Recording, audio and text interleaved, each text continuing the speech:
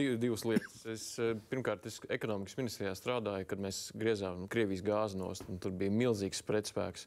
Mums galvenais enerģētiķis strādāja dienu un nakti, un paldies viņam, ka tas izdevās, un Latvija no Krievijas gāzes nost, bet viņam atalgojums bija 3 reizes mazāks nekā tajā nozarē vidējam.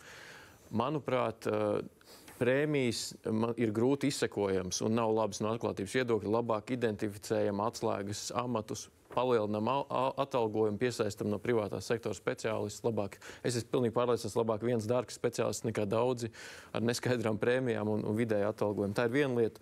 Un otra lieta, šeit jau pareizi teica, ļoti bieži šīs te piemaksas koncentrējas vadības līmenī. Un šeit man ir pierādījums, teiksim, par valsts ugunsdzēsības glābšanas dienestu, bet tā ir arī citās iestādēs. Man sūta darbinieki anonīms, tātad iekšējās kārtības tos dokumentus, cik ir kuram piešķirts virsstundas. Ugunsdzēsējs, kurš lienā ugunī iekšā, nesaņem virsstundas, bet tā teikt, vīri ar svarīgiem uzplečiem saņem stipri daudz, ja, un manuprāt, šī sistēma būtu jāskārto.